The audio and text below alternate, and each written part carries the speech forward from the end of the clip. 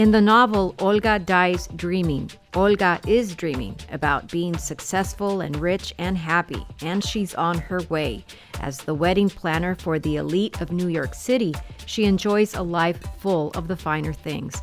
But her joy is constantly eclipsed by the shadows of family secrets that evoke other insecurities and leave her lonely for love.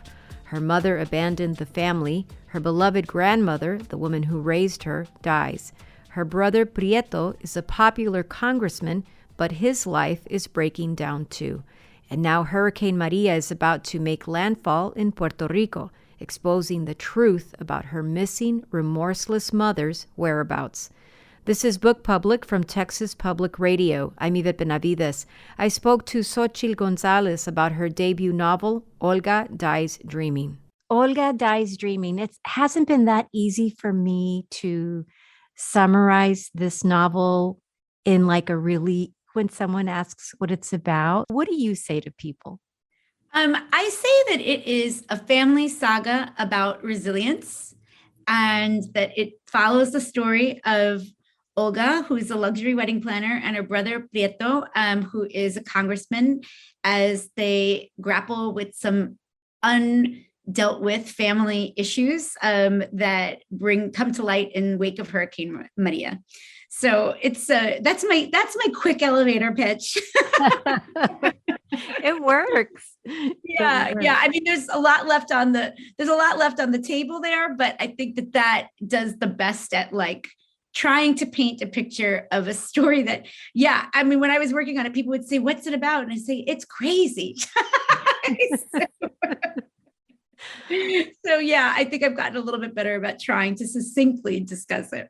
But crazy in a good way, in an interesting way, sort of the way that it mirrors the chaos of life. Yes. You have these two central characters. One is Olga, the eponymous Olga, of course, and then the other is her brother Prieto that you mentioned.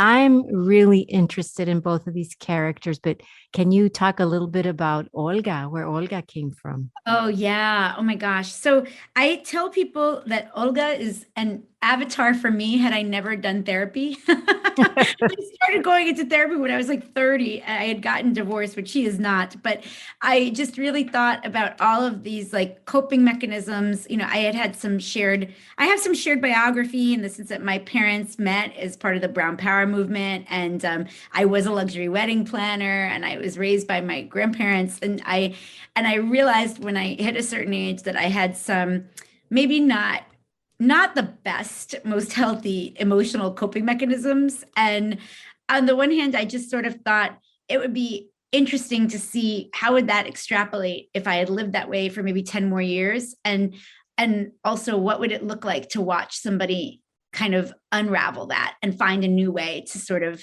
find some self-love and some self-peace. And so she is tenacious. She is funny. She's very funny. She's very scrappy. She has a slightly warped sense of social justice and right and wrong that I think is somewhat, dictated by personal sense of grievance in society, that she isn't necessarily the most political person, but that she's got a sense of haves and have nots and is a little bit of a Robin Hood in her own way. And when we meet her, she's super commitment phobic. She's got a lot of intimacy issues, and she's mainly she's a tough cookie. She's been very successful in life, but not without putting up a lot of armor in order to do so. And really her, she's an isolated person. She's a bit of a lonely person, especially when we meet her. Her brother is really her best friend. They shared this common experience of having not been raised by their parents and having been raised by their grandmother. And for her, he's the closest person to her. And so it was sort of a fun thing. I'm actually an only child, and it was a fun thing to sort of write a fantastical sibling that I don't have. And give her that person to lean on and to have shared some of these harder moments of life with. I love their relationship so much, and it is so realistically drawn, I have to tell you. And Olga, she's so knowledgeable about wedding planning, and you were a wedding planner too. She knows like a troubling number of kind of like shady ways to, well, you called it Robin Hood. That's fair. Um, Oh my God, my business partner. I had a business partner. She is my best friend. We're like sisters. And when she first read the draft of the book, she was, and it sold. At first, she was, oh, it's such a fun book. I love it. She would read every like 50 pages. I'd send her 50 more pages. And then when the book actually sold, she had like 2 weeks where she could barely look at me without getting upset. She said, people are going to think we stole from them. No one's going to think that. No one's going to think that it's fiction. It's fiction. But I was surprised at how many creative ways I was able to have invented for her to, I would like to say, call it skimming off the top, or I think she would say equalizing resources. Equalizing research. Well, those were really sort of fun scenes to read. I mean, she's sometimes her own worst enemy, but as you said, she's scrappy, she's smart, she's really had a difficult road, and she's managed a lot of things in the absence of her parents, and these very, very stark losses. She is lonely. She is somebody who has this kind of penchant for loneliness and for just setting herself aside and sort of looking at everything around her and sort of assessing it, and then deciding somehow that I don't know if she feels she's not worthy or she doesn't trust it because of everything that she's been through. I mean, it's a very poignant part of this character of Olga that I found so realistic and so resonant in many ways. Thank you so much. I think I had the chance to interview Sandra Cisneros for a book festival a few weeks back, and she was asking me about my book and about Olga, and I said, I was like, oh, she was in many ways inspired by Esperanza in Mango Street, because I remember being young and reading about Esperanza and being like, go, Esperanza, go, like, get out of the street, go and do all the things you want to do. And then I would read it. And as I got older and older, I would sometimes tear up because I knew all the challenging experiences she was going to have. And I think what you see is, Olga's going down a lot of paths that she has no role modeling for. And I think that's the first, every step she takes towards chasing success is a step she takes kind of away from her support system, which I think makes her both a little insecure because she doesn't have anybody to look to that's necessarily like cheering her on, but also a little unsteady because she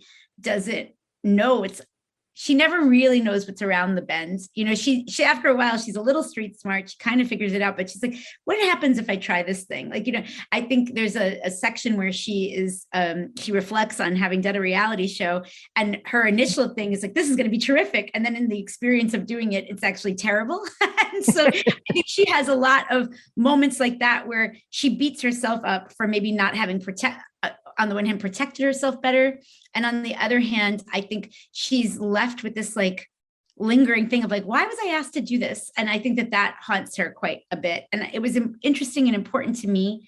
I think especially given the current conversation that's happening in this country, to sort of show, especially amongst the Latino community, but to show that, there's an edge to she is in some ways she has a lot of white privilege, and she's like a very passable Latina and Puerto Rican, but I think that sometimes undermines her own sense of like, why was I asked here? And that in a weird way gnaws at her because of the ways in which she's been pursuing success, I think. And I spent a lot of time when I was doing revisions trying to be very honest about what is it that she makes her feel kind of a little bit ashamed or a little bit, I don't know, what is it that she feels like some self-loathing about. And I think sometimes it's compromises that she makes in terms of who she knows she is, and shrinking herself to go into situations that soothe her ego in the moment, but then maybe long-term hurt her a little bit more.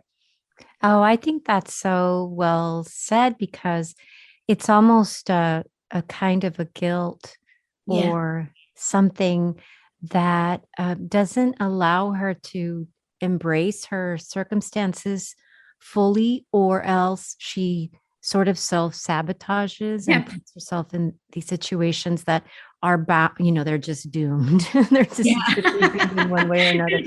But then what I love about her is she always picks herself up and dusts herself off, right? Like it's Yeah. I love that she doesn't give up. Like she pauses, but she doesn't give up. And I think that to me is what I think is the thing that makes me love her. Even in moments when I'm like, what are you doing? What are you doing? Well, I like this connection to Esperanza in the House on Mango Street that you mentioned. And I was thinking as you were talking about the character of Alicia in that book, who's this girl who goes, Mhm. has to take mass transit and goes through all of this stuff just to be able to go to school Yeah. and does not have the support of her father, who thinks that perhaps she should just stay home and make the meals and clean the Yeah. house. And so there's nothing like that in your novel, except for this idea of an Alicia who has figured out a roadmap for herself to take this train or this bus or whatever it is, right, metaphorically, Mhm. to get to her goal in the absence of the mother figure, as we see with Alicia in that book, but then also with Olga in this book. I love the grandmother in this book, the grandmother who takes care of Olga, the scene at the church Yes. that I think all anyone who reads this book will be moved by that, regardless of whatever their background might be. Just this very human moment. But I this idea of she's privileged in ways. She makes opportunities for herself in other ways. She is in a context where she's on TV. She's Mhm. on Good Morning Later, right? Yeah, I love that. I love all of that. It's so funny, and so so spot on. But the idea of her, I never have a sense of her. For all these 300 something pages of she's self-sabotaging and she'd have it made otherwise. There's none of that either. She Yeah. is this very broken person. She's the idea of dislocation Yes. in this novel is so powerful for both Prieto and for Olga, Mhm. and really in interesting ways for Olga's family too, as we see that whole panoply of rich characters in Olga's family. I wonder if you could talk about that idea of dislocation a little bit. Oh, yes. I really I wanted to sort of write in the in a personal way. I think sometimes we can read stories about, let's say, gentrification that's happening not just in Brooklyn. I think I write for the Atlantic a column about called Brooklyn Everywhere, that's sort of as the universality of gentrification, but gentrification that how it really impacts a family and individuals and the way in which they emotionally feel about that, but that also her family is part of a different kind of they were the next gathering of a diasporic people from Puerto Rico, right? Like where circumstances, like economic circumstances, like time and again, have led to waves of migration to the mainland, and then communities kind of found each other in New York, and then these same communities that sort of recreated themselves in order to preserve culture and preserve community now are sort of being destroyed again by this kind of hyper gentrification that's been happening that is causing displacement again. And I think what we see for Olga that I think is a very in many ways it's a common thing, especially amongst Nuyorican culture, is like the sort of second wave of like a culture that has happened as an outspring of the diaspora. It's diasporic migration from Puerto Rico, but it is its own specific thing. And I think she feels very much more than anything, she's like, I know I'm not really from this island. I know I know that I'm of this island, but I don't know this island, and I know this is my culture, but what I really feel is Brooklyn. And that's the thing that she feels safe and secure in. That's her firm territory. And then she's watching it sort of change rapidly before her, and all the things like that gave her comfort, coming back home to Brooklyn where people were much more low key. She wasn't having to put on a costume or an act of, being more than maybe she is. And suddenly that same ethos that she in her mind thinks of as Manhattan or as like the next where she's attempting to get to has sort of infiltrated her world. And so that is, I think for both of them, Prieto, he was always, when his father passed away and his mother leaves them, and that's not really a spoiler because it happens quite early in the book, we learn this, is that he is the protector, and he becomes the protector of his sister.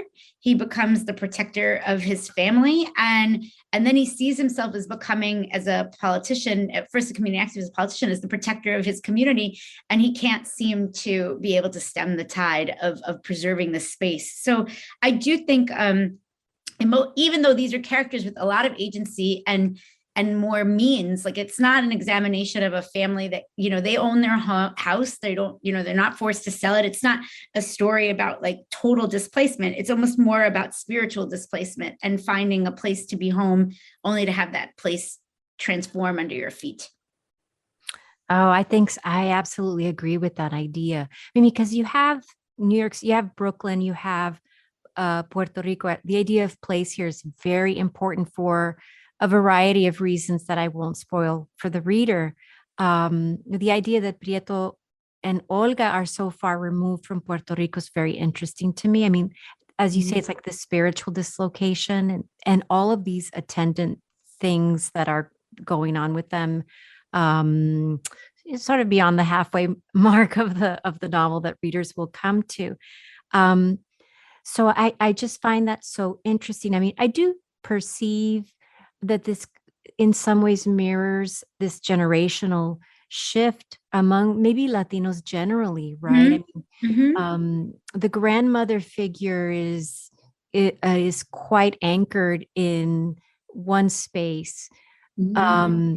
And so for Olga and Prieto, it seems like, I mean, Prieto is giving his whole life and career over to his community in some ways in New York. Yeah. And that's huge, in this particular novel, in this story. And then Olga, in some ways, I mean, she is really, really entrenched in that way that they would be, I don't want to say it would be a fish out of water story otherwise in Puerto Rico, because that wouldn't necessarily be true, but sort of in that way, interestingly, that it is for Latinos who are immigrants, let's say. Yes. So it's a very interesting kind of generational shift that I perceive with Latinos more generally, that sense of dislocation and that sense of disconnection that then seems to feed into other issues that they have to manage. It's so complex. It's such a complicated situation. It is so complicated. And I think, I know this with my own grandparents, although it's so, I was saying this to somebody, my actually, on my dad's side of the family, my dad's side of the family was originally from Brownsville, actually. And my mom's side of the family is from Puerto Rico. But I said in both sides of the cases, a border kind of just came and then they were Americans. But there wasn't the classic immigration story. But I do think that what my grandparents faced was an intense level of discrimination that motivated them to want their families to fit into America, and however that was deemed at the time. And I think that what we sometimes are seeing, and that is a bit, that can feel sad or that can feel displacing, is that then a few generations in, the relationship to home, depending on how you think of that, like the relationship to the original motherland is different for the next couple of generations. And they're neither here nor there, right? Like, and I think that, there's this moment that I love, actually, it's such a tiny moment, but Olga is reflecting on a trip that she took with an ex-boyfriend who had been born in Puerto Rico, and how she realized as soon as they got there, and he'd spent his whole life on the mainland, how American they looked, like he's it's and I think, this idea of being like, I'm going to my island, like in New York, people say it's like, I'm on my way to my island. And then like you get there and you're like, wait, everybody, I remember Piri Tomas used to write about this all the time. He would go to the island and everybody would make fun of his Spanish because he spoke Spanish with the New York accent, and so I think this sense of like the generations before you wanting to their children and their grandchildren to feel ownership of this place and experience, and then the grandchildren feeling like in some ways like of this place and then not of the other place either. And so it's complicated, but I do think I thought that for me personally, and this was something that motivated me to write the book, I just remember I was supposed to go to Puerto Rico for my 40th birthday, which is right before it happened smack with Hurricane Maria, like my birthday's in September.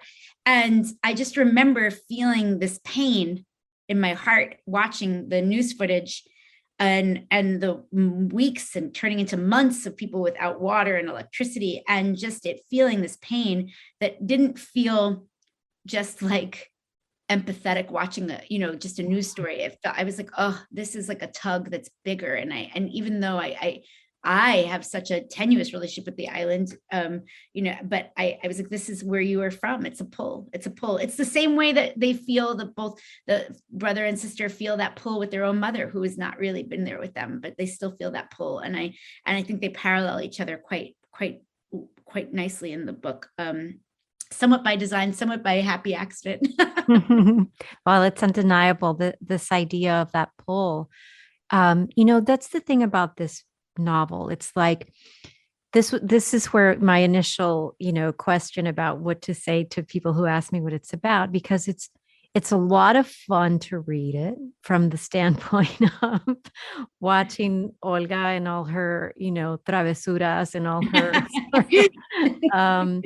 and being in her head, or even being in Prieto's head and watching him try to navigate so many difficult situations, then their sibling relationship, then the family, then there are these other subjects here that don't hit us over the head. They're not on a sort of a full boil, they're on it's a little more than a low simmer of even something like gentrification, even something like our current political situation, or maybe what we've been going through for the last few years as a country. Mm-hmm.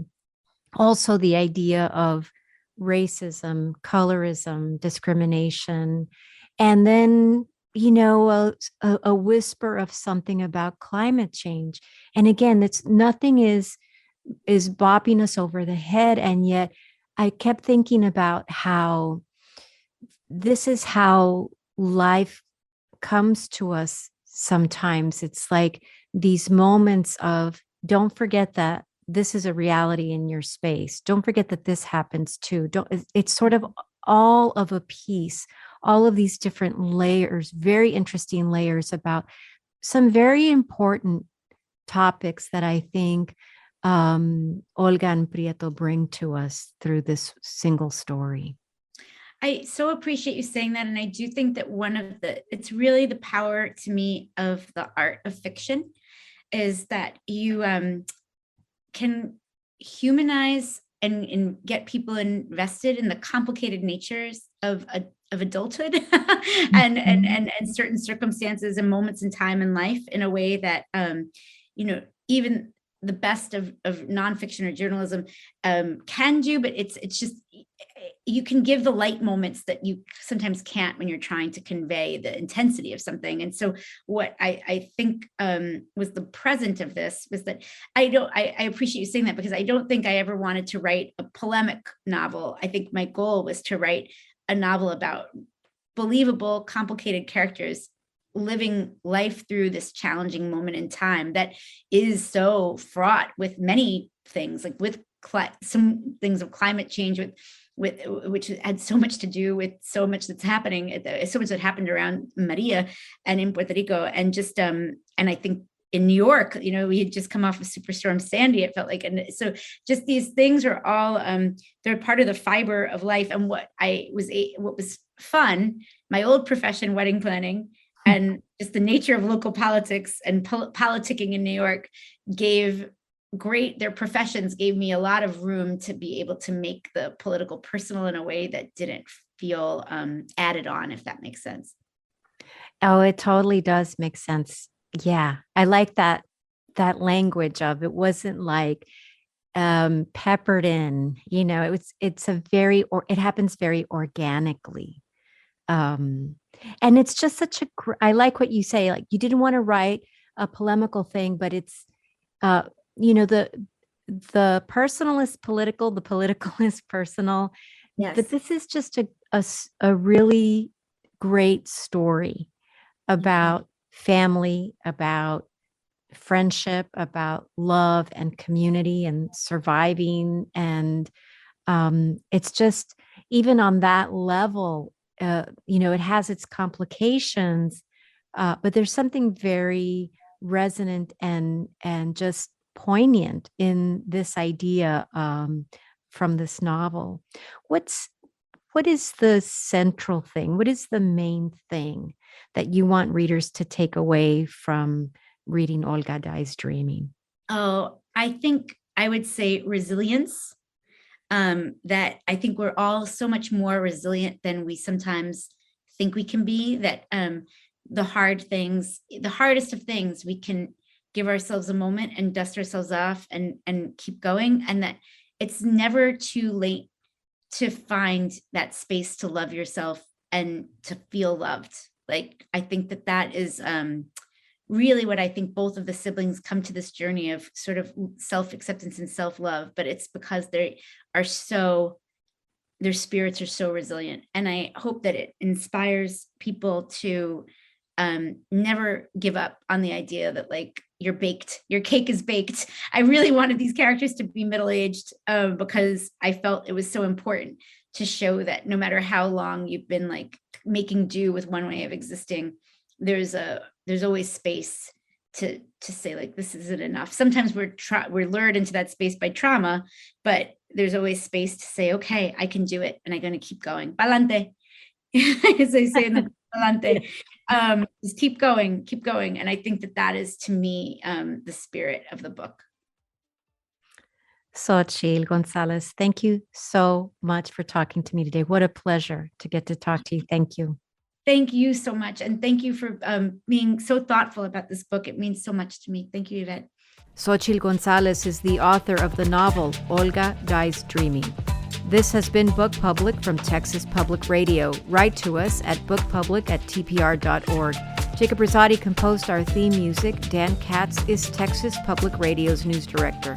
I'm Yvette Benavides.